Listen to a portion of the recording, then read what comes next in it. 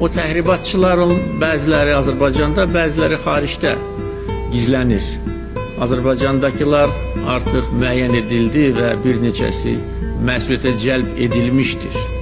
Xaricdəkiləri də biz məsuliyyətə cəlb edəcəyik. Heç kim, necə deyərlər, fikirləşməsin ki, biz bunu unutmuşuq.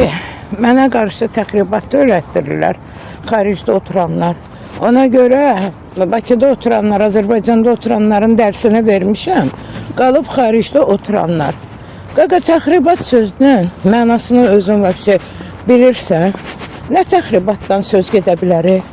Sənin komandın altında işləyən maşinliklər bu insanların həyatını zəhərə döndərib. Sən onlar haqqında sənə siqnal verənlərə təxribatçı deyirsən. Sən görmürsən ki, bu insanlar nə əziyyət çəkir, sən vecivə döyür, düzdür? Amma ki, biz insanların da gec-tez səbri partlayacaq. Bax, o təxribatı sən özün özünə törədirsən. Həmin təxribat sənə aiddir, millətə aid deyir. Çünki belə çıxır ki, təxribatçı sənsən. Sən özün öz hakimiyyətini laxladırsan. Bəsturunda, yekə insanlarsınız. Sizi o vəzifəyə qoymayıblar ki, gəlib cəmaatın qanını içəsiniz. Sən o vəziyyətə monarxiya yolu ilə gəlməmsən. Sən o vəziyyətə kralın oğlu kimi gəlməmsən. Sən ora qrafın oğlu kimi gəlməmsən. Sən ora gəlmirsən, güya ki, xalq səni seçib. Amma ki, sən iminlə təxribat törədib, hakimiyyətin başına keçmirsən. Yaxşı, biz milləti də elə bir günə qoydun ki, ağzını açan qorxdu. Ağzını açan sənə söz deyə bilmədi. Ağzını açan uçdu. Bunların hamısını sən bu günə qoydun da, nə təxribatdan söhbət gedə bilər? Sənə, əgər mən deyirəm ki, sənin ədliyyə işçilərin hamısı maşennikdir, sənin ədliyyə işçilərin, hakimlərin, nə bilim, bunların hamısı rüşvətxordur. Mən sənə deyirəm ki, ədliyyədə savadlı hakimin 5-6 nəfər qalıb ya qalmayıb. Mən bunu sənə deyəndə təxribatçı oluram. Mən sənə deyirəm ki, məsələn, şəxsən mən özüm sənin özünə də neçə dəfə müraciət eləmişəm, hovuza düşüb. Məktuba cavab belə vermirsiniz. Bu təxribatdır. Bu deməkdir ki, ay insanlar, biz sizi saymırıq. Biz sizi adam yerinə qoymuruq. Amma bu demək belə çıxır ki, sən bizi saymırsansa, geci, tezi, sən buna görə cavab verməlisən də. Nə qədər olar ki, bir insanı nə qədər alçatmaq olar, bir xalqa nə qədər zülm eləmək olar, bunu sən görmürsən. Cəmaatın balalarını, itin zülmünü verəsən, təki sənə söz deyən olmasın.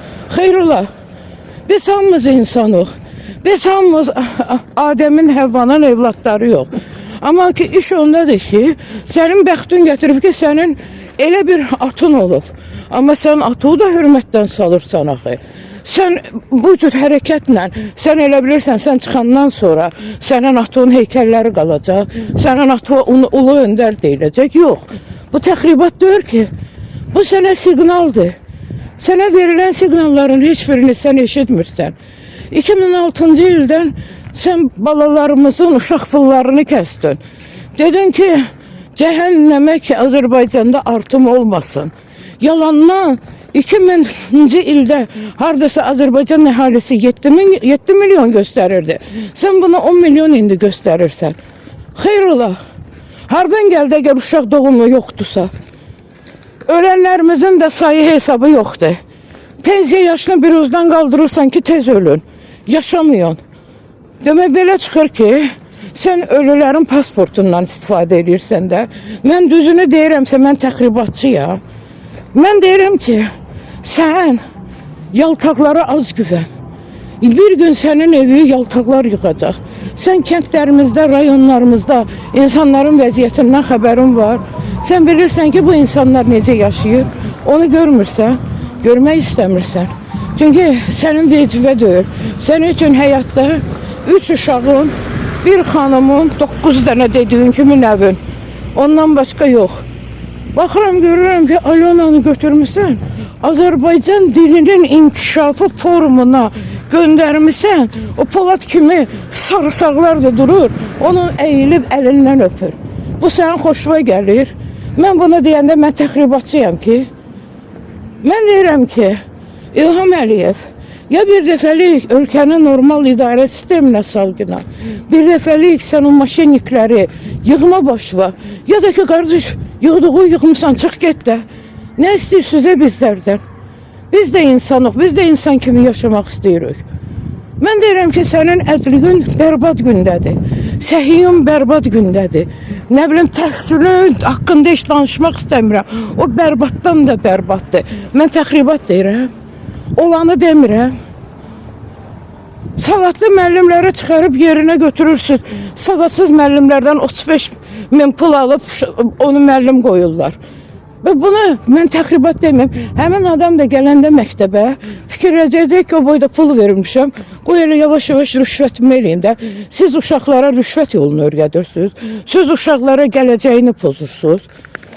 Keçən səfər böyük çıxıb danışırsan ki, bizim millətimiz deyir ki, iş yeri yoxdur. Nöşün yoxdur deyir, var. Gedin işləyin. Mən başa düşə bilmirəm. Şəxsən mən özümdən deyirəm. Mənim oğlum sənin 3 balından savadlıdırsa, niyə gəlib sənə qul kölə olmalıdır? Xeyr ola. Olmaz ki, sən də elə oğlu göndər qul bazarına, geçsin orada pul qazansın da.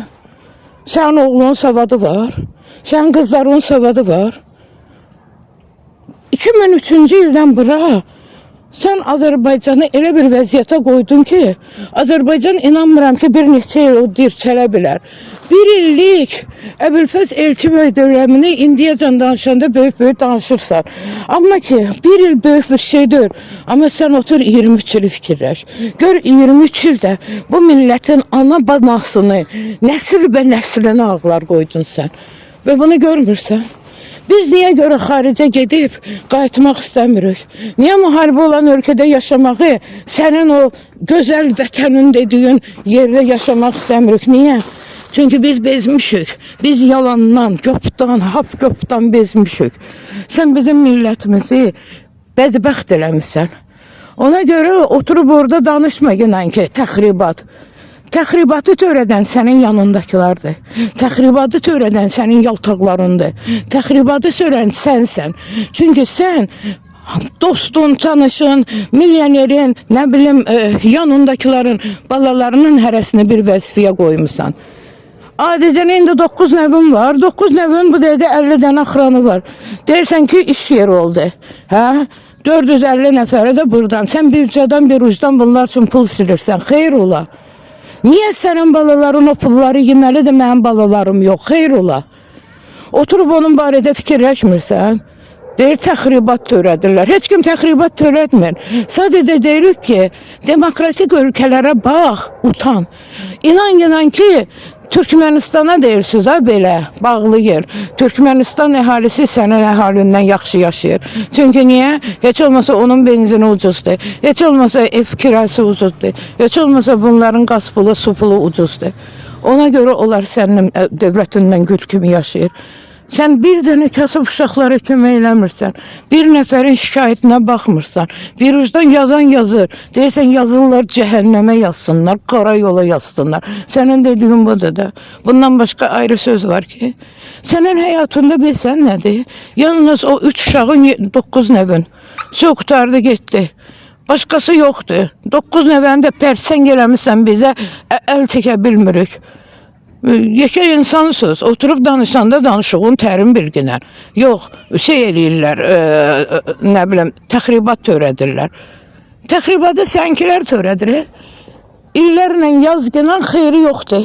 Heç bir məktuba cavab gəlməyəcək. Heç bir şikayətvə baxılmayacaq. Təhsilimizi görmüsən sən nə gündədir? Bərbad gündədir, səhiyyəmiz bərbad gündədir. Kəndçilərimiz hamısı acından ölür.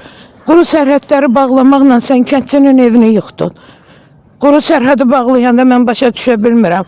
Putin gələndə at üstündə gələcək.